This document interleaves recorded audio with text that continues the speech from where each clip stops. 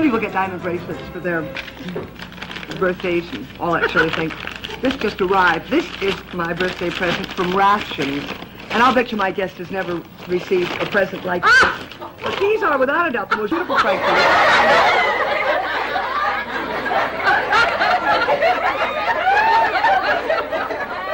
Did you ever get a present like this? The incomparable. I can't tell you how happy I am to have her as my guest today. We have roses for her, but this is what they sent to me. Ethel Merman.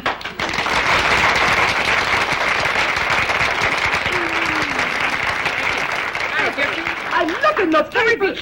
And I thought you'd think that, you know. Delightful. I noticed in the paper that you had your birthday just a couple of days ago. Yes, I did. Yeah, and mine's the 9th. Well, I didn't. Mine was the 16th. Can you believe I never knew that. This? I never knew that We're both Capricorns, How you about say. that? Oh, how darling. Aren't they, though? How darling. They're really great. You put these back in the icebox for me, will you, darling? Because if I don't, what will happen is that everybody will take those away from me. Catch! Sweet. Ethel, I'm so happy. You know, there's an auspicious reason for Ethel being here. Here it is, a full page in the Sunday paper up here in San Francisco. Her son is here with the American Conservatory Theater. You tell him. Yes, well, he's not performing. I mean, he's a stage manager. And I'm very, very proud of him. Eventually, he wants to direct. One thing that I like to ask people in our theater, because I've talked to a great many people in show business who say, I don't want my kids to have any part of it. But if you had a grocery store, if you were a man, you had a grocery store, and your kid got old enough to take over, you'd change the name to Blackburn and Son, and nobody would think anything of it. Well, how many people? I mean, in wholesale business, it goes down from generation to generation. It's so why down. shouldn't it with us? If it's in his blood and he wants to do it, let him do it. Because there's not much else that we can Because I wanted to do our it. My mother children. wanted me to be a school teacher, and I said, forget it. No, I'm going to go in the theater. And I started off, you know, just doing clubs, and I did it. So. You know, I had, when David Merrick first decided to do Gypsy, Ethel was over at my house one day, and she said, you know, I want to do this. She said, I have a feeling for this. There's an awful lot in this book that is me. And it is true, you know. There really and truly is, Ethel. I never had the good fortune of meeting your mother, but she must have been a fabulous person. Oh, it reminds me of this thing my sister said. Opening night, June went backstage with me to congratulate Ethel. Two of us were crying and all this, and June said, oh, Ethel, you were absolutely magnificent. You weren't mother, but you were magnificent. And Ethel said, well, after all, kid, I never met your mother. I did the best I could. Yes. Trying to capture her. You know, people have such different pictures of their mother. And I never thought of my mother as being Ethel Merman until I got to know you better. During rehearsals, really.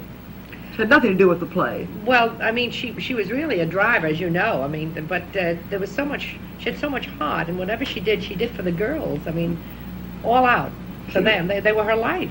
I have such funny reactions from people. Some people will say, gee, you must have hated your mother. And I don't know where there could be one word in that script that would give a person that feeling, because I loved my mother deeply. I don't know how anybody could say that they hate their mother. I got a lot of letters from people. Really? They say that I could never have written that book or that script if I had truly loved my mother. And I've always thought of it as sort of a monument to my mother. Of course, which will live forever. They invited me to come in and watch a rehearsal to have some pictures taken. And I can't go anywhere without my camera. They didn't know I had my camera because will you ever forget that furor? Oh dear, well yeah, because nobody's hair was dressed and we had no makeup on. No, they weren't dressed for it. Nobody was really we were planning really dressed on for it. rehearsal. I was dressed though. Wait till you see how I was dressed because they told me come on over and have your picture taken. Well, it took me 3 days to make up. Oh, come on. Hey, Marty, it takes a second, darling, for you to plug in the projector. Would you? Across the street from Minsky's, the New Amsterdam Theater. I took an elevator up to the roof, and there on the very top floor, they were rehearsing a play based on my life story. I sat in the very back row of the theater and watched them. The play was named Gypsy.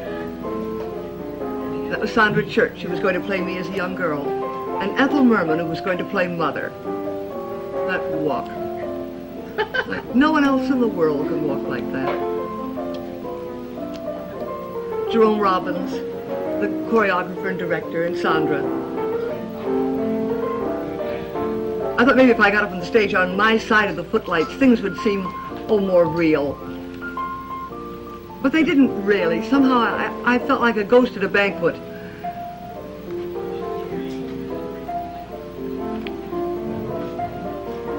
Stephen Sondheim, who wrote those wonderful lyrics, and Julie Stein, who wrote the score, and Ethel. It was during these rehearsals that I realized that Ethel was really more like Mother than I thought she was. She has Mother's energy, her resourcefulness, most of all her wonderful sense of humor. I had my picture taken. Wasn't much else for me to do.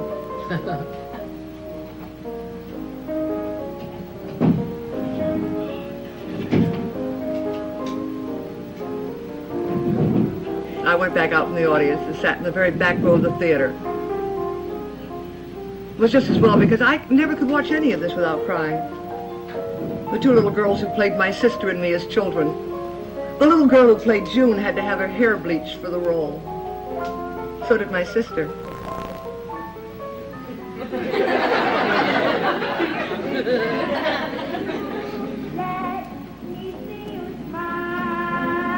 It was so easy to sit there in the darkness and imagine that I could almost hear Mother's voice calling out to me.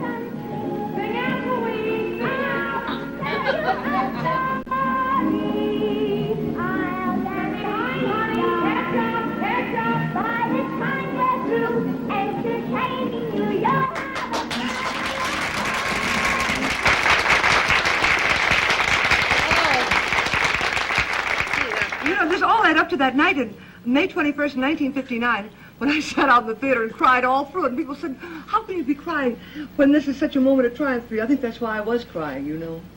I never watched you once that I didn't cry.